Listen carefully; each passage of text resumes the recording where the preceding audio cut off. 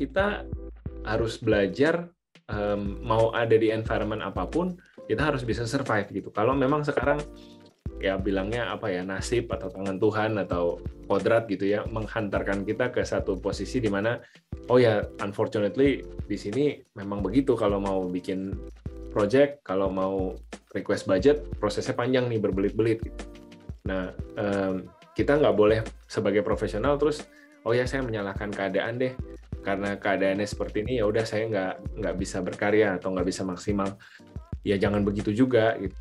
Sayang gitu kita buang-buang masa muda kita untuk bekerja sebagai orang yang setengah-setengah, mediocre.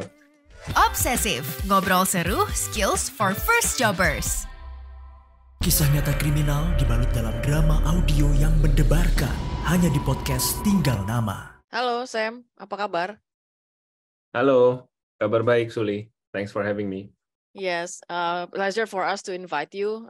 Thank you banget udah mau bersedia untuk ngobrol-ngobrol nih sama Sobat Medio di sini dalam segmen obsesif ya, namanya Let Talk. Jadi sebenarnya ini segmen yang kita bikin karena kita pengen satu orang tuh belajar ya, let L by learning, E itu by empowered. Jadi kita bisa berdayain orang dengan informasi kita.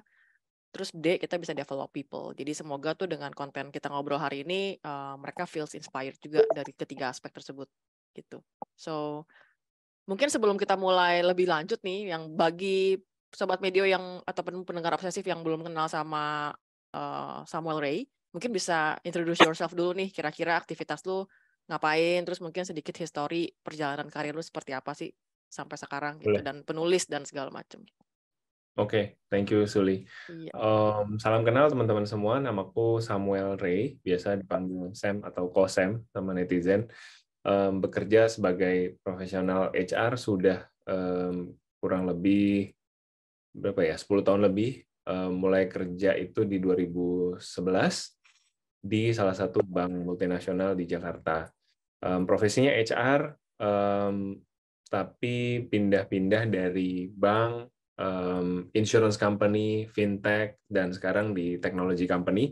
Aku kerja di salah satu e-commerce sekarang di Jakarta juga.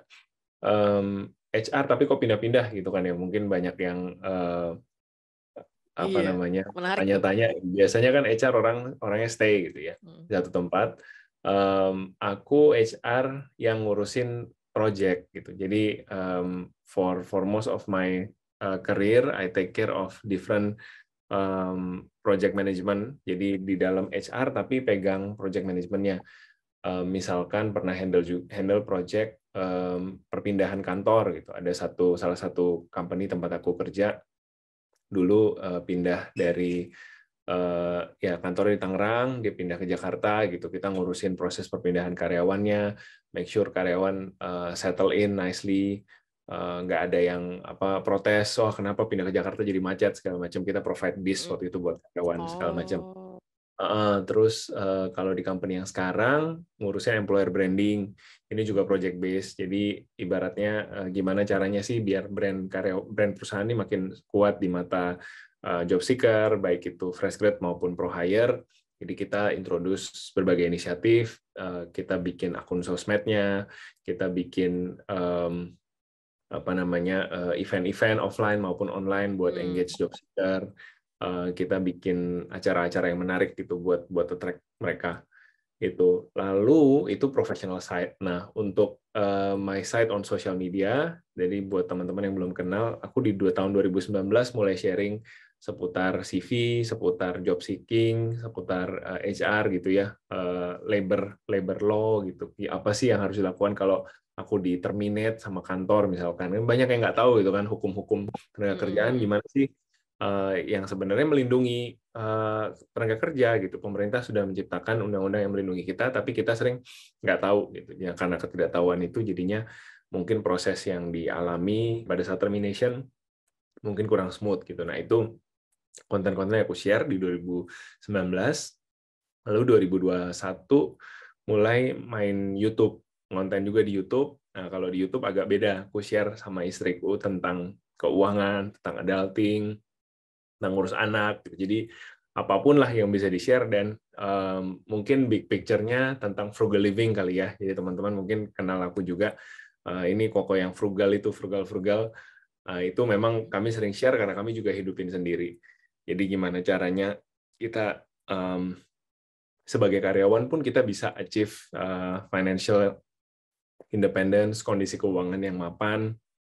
Kita bisa juga satu hari nanti nggak bergantung lagi loh semata-mata hanya pada gaji kita, tapi kita bisa bangun investasi kita bisa bangun portfolio kita dengan sehat, dengan sustainable long term, supaya nanti satu hari nanti kita bisa kalau kita mau gitu ya, mau resign, mau keluar dari kantor, kita udah siap gitu. Jadi itu mungkin nggak pendek tapi jadinya jadi panjang ya. Nggak apa-apa. Jadi orang dapat background-nya dulu sih. Cuman yang menarik dari gue tuh memang waktu melihat perjalanan konten lu gitu ya. Gue beberapa kali juga dengerin podcast lu. Emang apa sih yang titik poin yang merubah dari HR terus kemudian ke frugal living, ke financial, like gimana lu lihat korelasinya gitu? Jadi mengonten itu kan proses kreatif kan. Kita juga berinteraksi dengan audiens kita dan kita merasa gitu konten apa yang works, yang kurang works. Works ini maksudnya tuh bukan wah clickbait berhasil banyak yang nonton kita tipu gitu, bukan, tapi lebih kayak mereka tuh resonate nggak dengan penyampaian kita, dengan cara kita ngomong, dengan apa yang kita sampaikan. Jadi aku ngerasa different platform react to different kind of content. Kalau di Instagram aku bisa lebih banyak share tentang technical skill, cara bikin CV, cara apply kerja. Nah, kalau di YouTube itu kurang works. Yang lebih works itu live sharing. Jadi aku sama istri cerita tentang apa misalkan budgeting untuk nikah gitu. Dulu pas nikah tuh gimana? Itu banyak yang nonton. Karena mungkin orang-orang relate kali ya bahwa ini itu bukan advisor, mereka bukan punya usaha wedding gitu, tapi memang suami istri biasa yang lagi sharing pengalaman. Nah, ini mungkin yang works gitu, yang relate sama orang. Tapi itu dari sisi konten. Kalau dari sisi aku ngelihat kebutuhan audiens juga, itu aku ngerasa kayak bertumbuh kali ya bersama dengan audiens gitu. Tadinya yang mereka masih pada cari kerja 2019 kan penonton audiensku lama-lama juga mereka bertambah tua gitu, terus kebutuhan dalam hidupnya tuh berubah juga. So akunya juga sebagai content creator tuh ngerasa aku tuh nggak pernah punya keinginan untuk bangun media empire gitu. Jadi pada saat konten ya simply I just want to share what I feel, I just want to share my daily life gitu. Jadi kalau follow aku mungkin teman-teman akan menemukan ini lagi jemur cucian. Jadi momen-momen sehari-hari juga aku share aja gitu. Jadi ini yang akhirnya as a content creator ya udahlah I'll just share what I feel like sharing dan mudah-mudahan bermanfaat, mudah-mudahan resonate sama audience. Ya soalnya lu kalau kan lu ngurus semuanya sendiri ya. Nggak pakai nanny, nggak ada ART kan. Jadi it's really nice to see that sih. Jadi ya house chores itu bukan soal urusan perempuan yang harus ngurus segala macam. Jadi ya it's really nice sih. Kalau nggak salah gue baca nitip daycare juga ya. Titip daycare. Titip daycare. ART ada sebenarnya tapi datang cuma untuk cleaning gitu. Untuk pulang hari ya keep the house clean lah setengah hari. Daycare juga anakku ditaruh di daycare setengah hari juga. Jadi sisanya itu setengah hari setelah dia tidur siang itu sama kita di rumah. Oke. Dan dari perjalanan lu selama bikin konten gini dari konten kreator, sebenarnya yang bikin lu terus konsisten doing it bahkan sampai akhirnya gue mungkin share my life aja deh gitu, yang mungkin sebagian orang kayak apa sih menariknya kisah hidup Samuel Ray gitu ya, kayak apa sih yang keep you consistent doing it gitu? Gua masuk Instagram tuh kan 2019 di mana isinya tuh belum se-diverse sekarang ya. Instagram kan dulunya platform foto gitu. Jadi 2018 2019 tuh banyak dan sekarang pun masih banyak juga gitu ya. Beautyfluencer, teman-teman content creator yang memang menampilkan ya penampilan menarik, traveling gitu, in luxury segala macam. Estetik lah ya. Iya, estetik lah gitu. Gue tahu gue nggak akan pernah bisa lakukan itu. Gitu. I'm not an aesthetic. But I like to think. Gitu. I like to think. Gue punya banyak ide, punya banyak pemikiran, dan kayaknya kalau di share tuh pemikiran gue tuh kayaknya lumayan menarik gitu karena berapa kali share ke audiens, oh kok saya mikirnya kayak gitu ya, beda ya sama yang lain ya gitu. Jadi dapat respon-respon kayak gitu, bikin gue seneng. Ya ada achievement pribadi lah gitu sebagai creator, ngerasa seneng lah idenya disambut baik gitu kan sama yang nonton.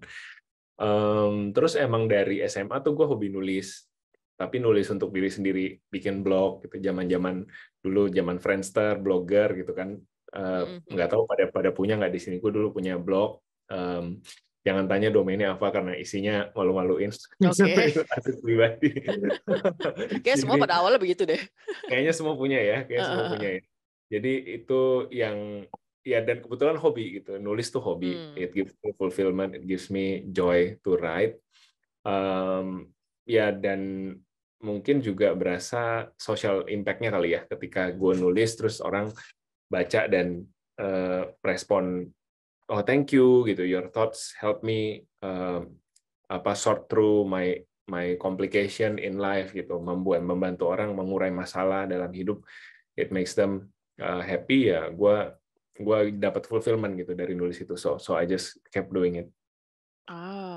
Ya, oke. Karena responnya ya berdampak ya. Betul. Walaupun ke satu orang kayaknya udah happy gitu.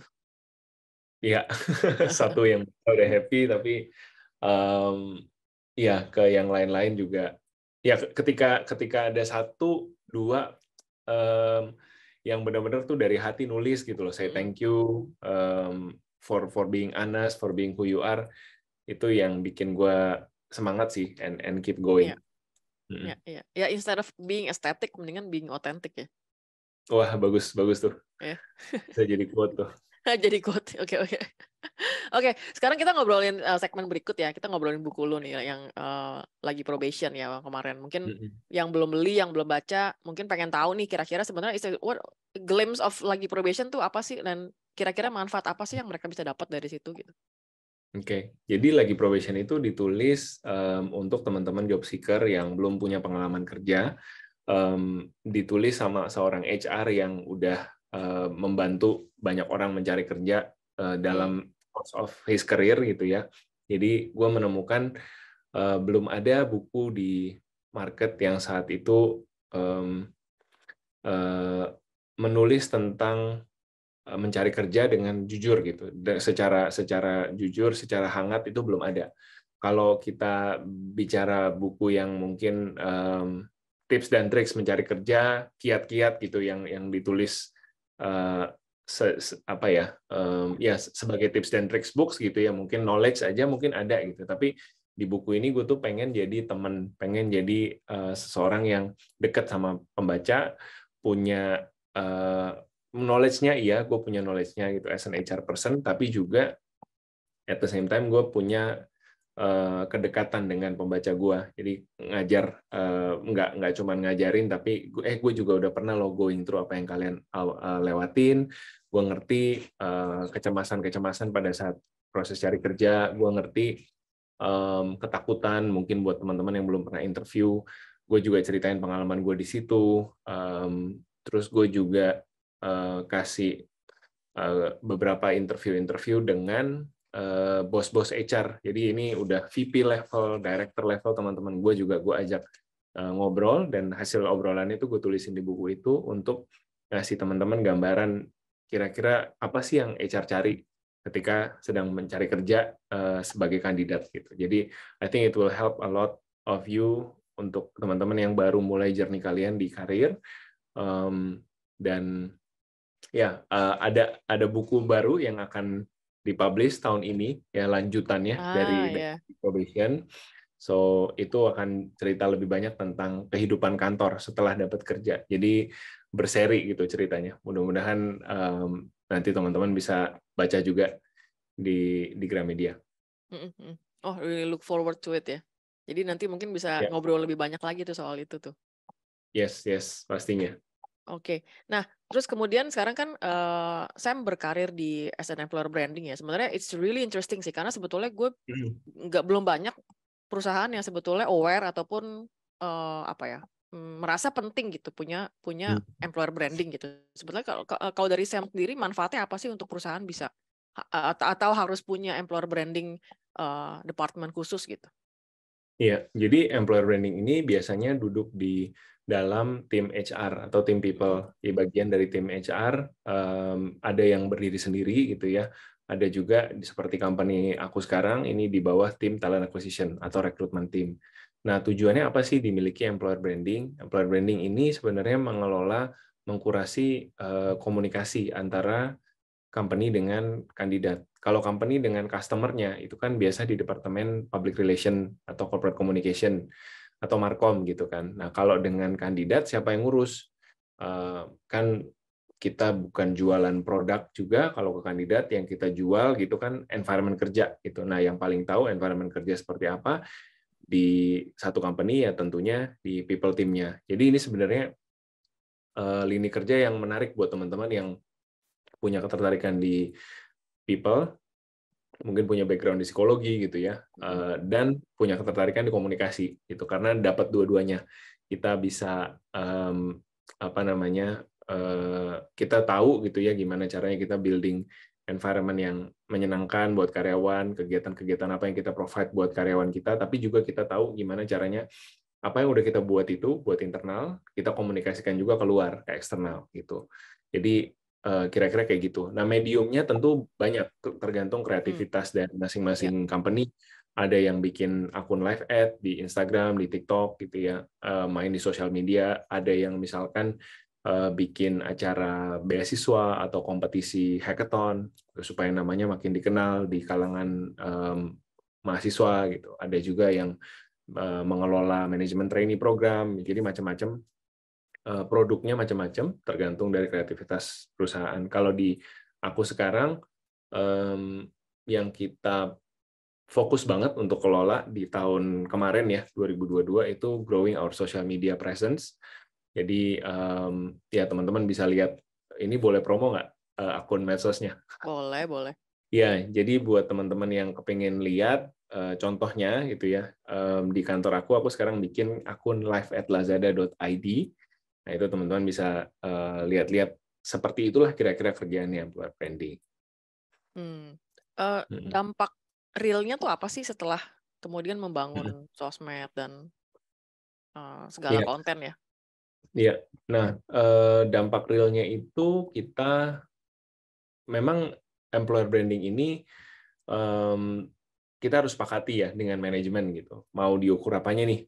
Kalau untuk kami di 2022 kemarin memang kami fokus di growing the social media presence. Jadi yang dikasih sebagai KPI ke aku ya harus grow.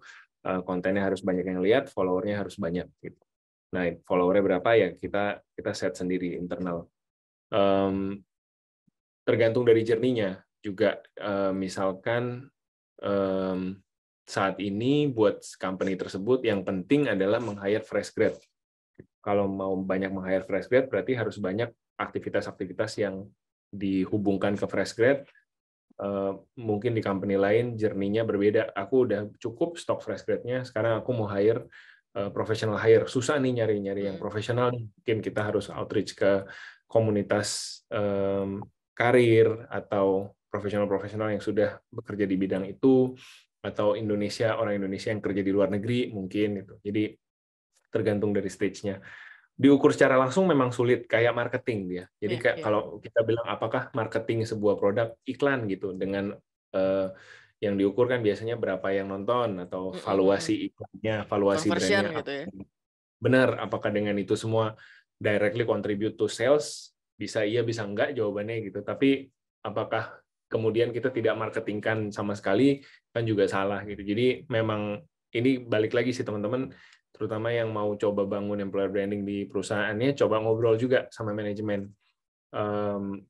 Mungkin tahun pertama fokus ke medsos dulu, tahun kedua fokus ke apa, tahun ketiga fokus ke apa. Jadi it's a long term journey for you guys to build employer branding in your company. Ya. Kalau dari sisi misalnya dari sisi HR-nya gitu, misalnya pelamarnya lebih banyak, lu dapat orang lebih cepat, kayak gitu-gitu tuh something yang bisa diukur nggak dari sisi HR-nya? Kalau penjualan mungkin it's not gonna be directly involved ya ke sana ya, tapi kayak matrix HR-nya sendiri? Kalau untuk fresh grad itu lebih gampang diukur karena Fresh grade itu yang biasanya tuh kita lihat dari program kita tahun ke tahun semakin banyak nggak applicants-nya gitu. Ya.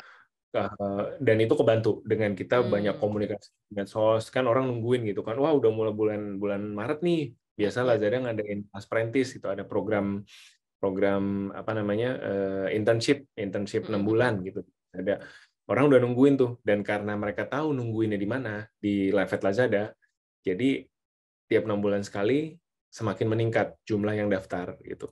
Tapi kalau kita bicara professional hire, nah professional hire itu kan nggak kemudian dia lihat iklan terus dia tertarik untuk apply gitu. Dia banyak yang dipertimbangkan kan kalau professional hire. Gue udah PW di Kompas misalkan atau di mana gitu ya. Meskipun akun live ad-nya kompetitor bagus banget gitu, kayaknya seru banget. Tapi kan kita banyak pertimbangan kan kalau udah kerja di atas 10 tahun, bosnya enak apa enggak, kantornya jauh dari rumah apa enggak, bisa flexible arrangement apa enggak, kayak gitu-gitu. Jadi palingan kalau untuk pro hire kita biasa ngukurnya dari jumlah event. Kita misalkan bulan ini mau bikin event untuk mencari professional hire dengan pengalaman 5 tahun kerja. Kita bikinin eventnya udah jadi, rame yang daftar, nah udah gitu. Kita ukurnya dari situ biasanya. Oh, oke. Nah, kemudian kalau dari pengalaman lu sekarang gitu ya, terus kemudian lu kaitin sama employer branding, terus mungkin juga inspired by pelamar-pelamar yang datang ke perusahaan lu. Sebenarnya hal esensi apa sih yang sekarang perlu dimiliki oleh para Gen Z gitu? Kan Gen Z ini kan hidupnya banyak stigma ya. Walaupun sebenarnya bukan masalah generasional juga sih kalau menurut gue, tapi kayak apa sih yang mungkin kualitas yang paling dicari gitu saat ini oleh dari kandidat, at least oleh your company. Iya. Oke. Kalau untuk kandidat ya kita nyari sih yang punya knowledge terhadap industri yang kita lamar. Jadi antusiasme tuh udah pastilah. Antusiasme udah pasti, rata-rata yang berhasil tembus sampai interview tuh biasa anak-anaknya ambisius gitu, anak-anak yang ambisius. Tapi gue ngelihat sekarang ambis gitu kan, rajin, banyak kegiatan segala macam. Tapi gue ngelihat kalau gue interview tuh gue kepingin lihat ada sudut pandang yang berbeda gitu. Ini anak ambisius ya, dilemparin kerjaan siap gitu ya, tapi dia punya pemahaman yang dalam nggak tentang industri gua gitu. Dia misalkan pernah nggak belanja pakai aplikasi Lazada misalkan gitu. Dibandingkan kompetitor, kurangnya apa, lebihnya apa, dia bisa analisa misalkan gitu.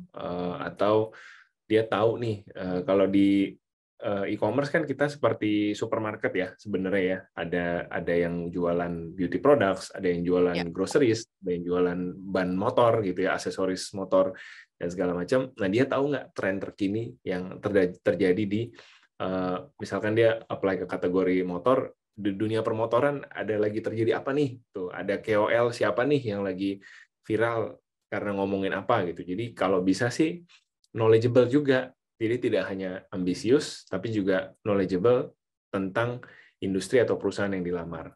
Dan ini sebenarnya hal yang very simple yang teman-teman bisa siapin tuh, bahkan seminggu sebelum interview, teman-teman bisa banyak baca-baca berita tentang company tersebut. Teman-teman bisa banyak share pantau sosial medianya gitu, pantau mungkin kalian tahu nama CEO-nya atau nama bosnya, Google dia di sosial media gitu, find out more about him. I think it will give you more competitive advantage gitu. Jadi ketika diajak ngomong tuh nyambung gitu. Oh, kamu udah baca-baca ya. Oh, kamu udah mantau nih industri kami.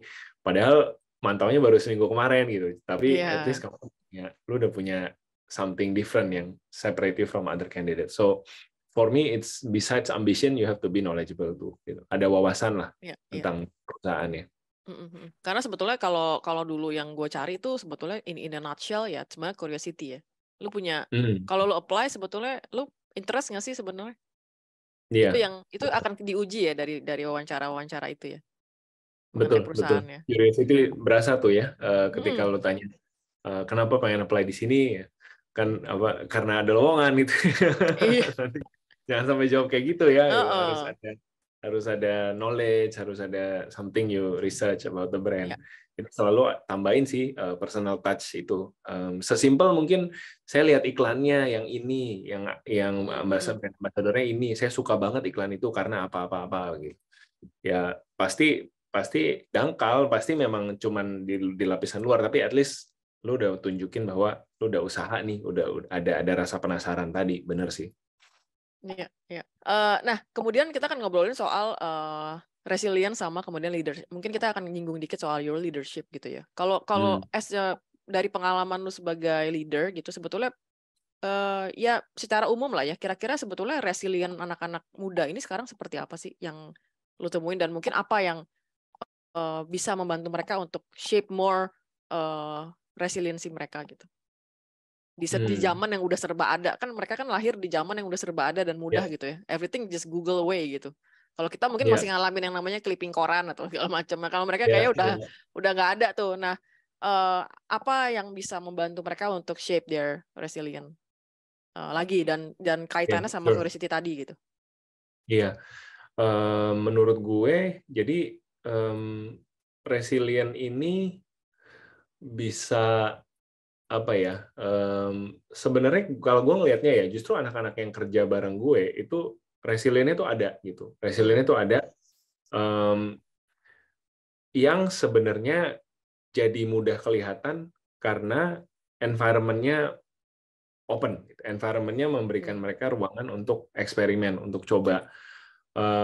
Gue pernah kerja di corporate juga, yang traditional corporate, dan pernah kerja di tech company juga. Jadi emang berasa kalau ya kalau di corporate memang prosesnya begitu gitu, harus ada approvalnya tertulis, harus minta tanda tangan basah, udah muterin dokumen doang seharian gitu, udah habis tenaganya, boro-boro mau inovasi gitu ya, ini bikin aja udah habis waktu gue. Jadi memang resilient itu sebenarnya ada di tiap anak, cuman kadang environment-nya berbeda. Nah, tapi praktisnya gimana? Praktisnya kalau gue ngelihatnya, kita harus belajar, mau ada di environment apapun, kita harus bisa survive gitu. Kalau memang sekarang ya bilangnya apa ya, nasib atau tangan Tuhan atau kodrat gitu ya, menghantarkan kita ke satu posisi di mana, oh ya unfortunately di sini memang begitu, kalau mau bikin project, kalau mau request budget, prosesnya panjang nih, berbelit-belit gitu.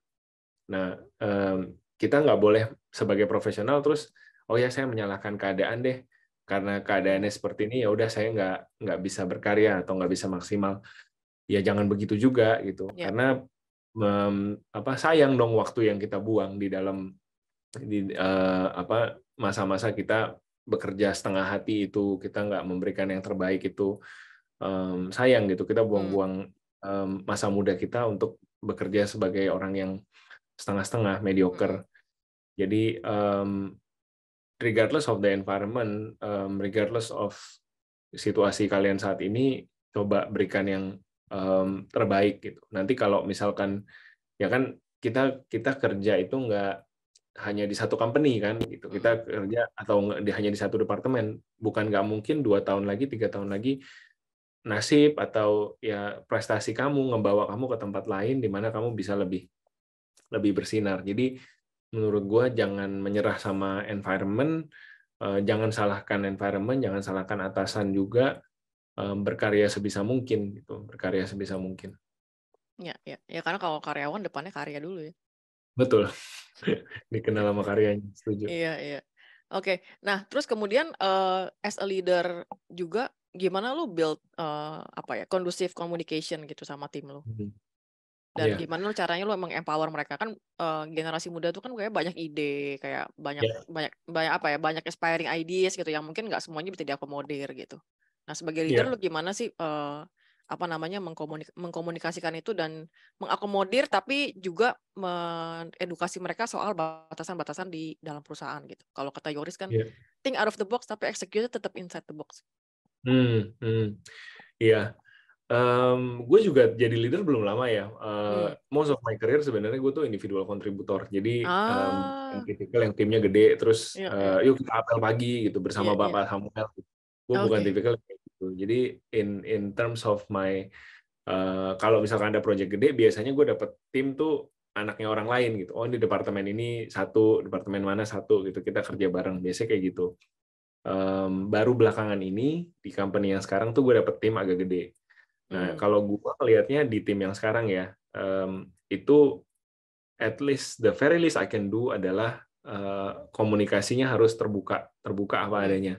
Jadi jangan dibikin awkward, jangan dibikin mereka tuh ada jarak sama kita, tapi juga kita stay profesional aja gitu.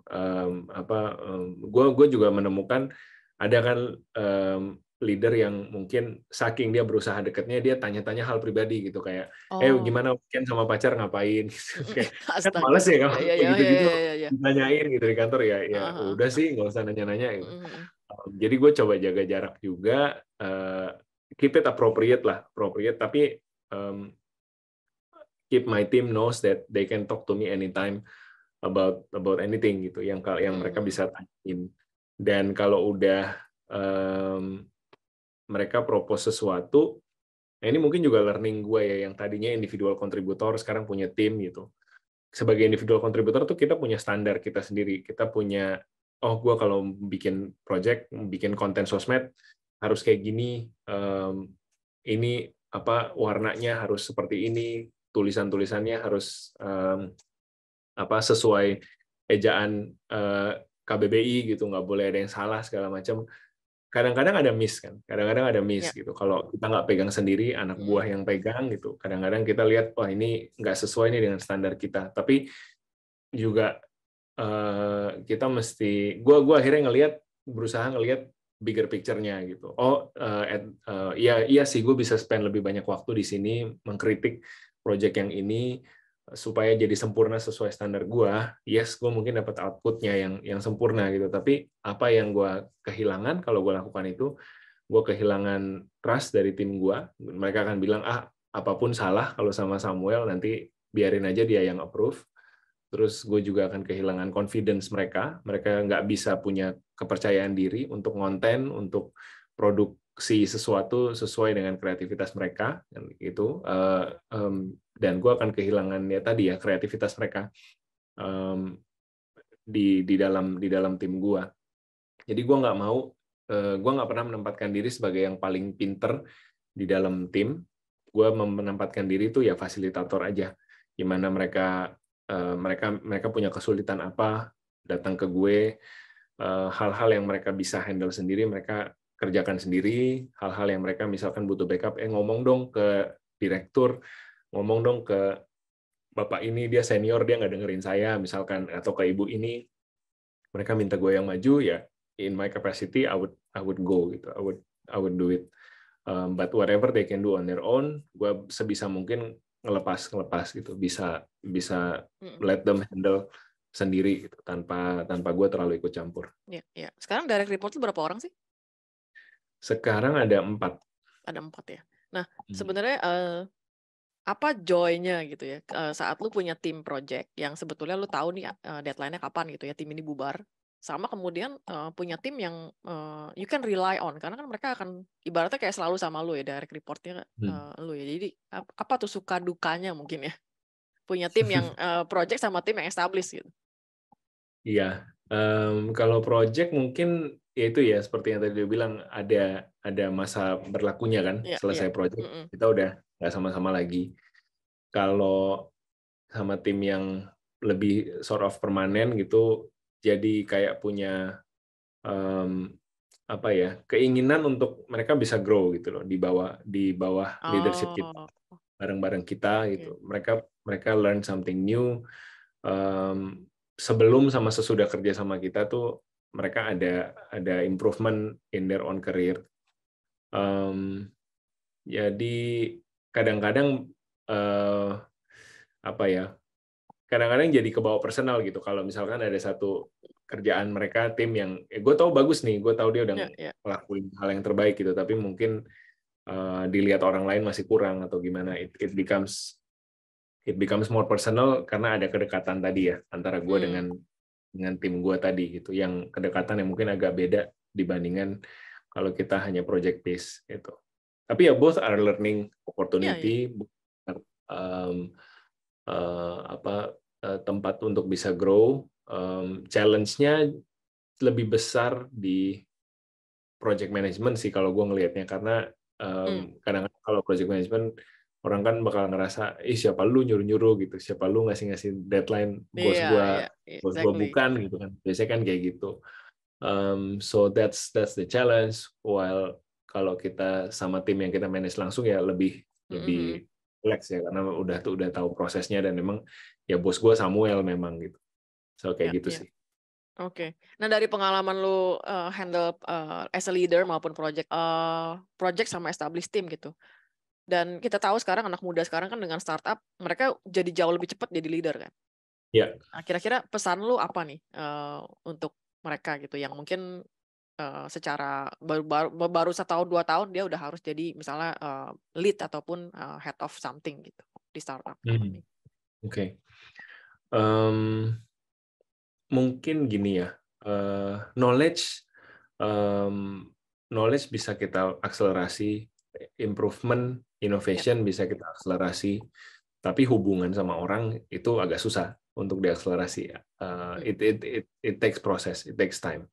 Yang gue rasakan dengan leader-leader muda, leader-leader baru, ya pernah jumpa beberapa juga gitu ya over the course of my career, merasakan mungkin mereka, saya udah dipromosi beberapa kali nih dalam setahun. Manajemen ngeliatin saya gitu. Saya di atas angin lagi naik daun dia gitu. Dia merasa dia bisa lakukan semua, karena apapun yang dia minta manajemen pasti approve gitu ya. Yes, mungkin saat ini di manajemen yang sekarang mungkin teman-teman sangat-sangat cepat akselerasi karirnya. Tapi ini word of caution gitu, karena aku ngelihat juga akhirnya orang-orang ini yang dia jadi rising star pada masanya, ya setelah dia pindah manajemen, setelah dia pindah kantor, orang udah nggak lihat lagi prestasinya, tapi yang dilihat arogansinya. Wah, orang ini mah susah diajak kerja sama. Oh, orang ini mah maju pesat karena dia anaknya bapak itu gitu, dia dibawa kemana-mana gitu. Jadi hati-hati dengan kalau Simon Sinek kan bilang infinite game gitu. Kita pikir karir itu zero sum game, jadi di mana gua menang lu kalah, pokoknya apa yang mau harus terlaksana semua gitu. Kadang anak muda tuh suka nggak bisa ngelihat itu, dipikir karir tuh zero sum game, padahal karir tuh infinite game. Orang-orang yang mungkin di kantor ini jadi peers kita, bukan tidak mungkin 5 tahun, 10 tahun lagi ketemu lagi di company lain, ketemu lagi dalam kondisi yang berbeda, mungkin udah bukan peers, tapi mungkin mereka jadi atasan, atau mereka jadi bawahan kita, atau mereka bisa ngebantu kita dapetin koneksi yang kita nggak sangka-sangka gitu. Jadi don't sacrifice people lah, don't sacrifice people to get through your destination gitu. Keep the relationship, keep the people that you respect within your circle, important people gitu ya. Make sure you keep the respect, you keep the good relationship with all of them, karena kita nggak pernah tahu jadi apa itu orang-orang itu nanti di masa depan karir kita. Ya, oke, that's nice. Ya, don't leave a bad taste to their mouth lah ya. Ya. Setuju. Karena ya kita nggak tahu ya kalau namanya networking, namanya relasi, ya bisa ketemu di mana aja gitu. Jadi ya benar sih, poinnya adalah menjaga hubungan baik ya. Betul. Oke. Sip. Mungkin thank you banget nih Sam for your stories dan pengalaman-pengalamannya. Semoga Sobat Medio dan juga pendengar obsesif khususnya bisa dapat belajar banyak dari pengalaman Sam, dan semoga you can be a better person also by his stories. So thank you banget Sam. Thank you Suli, thank you tim Medio for having me. Senang banget bisa sharing-sharing hari ini. Semoga nanti kita bisa sharing lagi ya soal buku lo yang baru ya, or your upcoming book. We can do something about it. Pasti dong. Okay, thank you and see you on the next episode. Bye. Bye.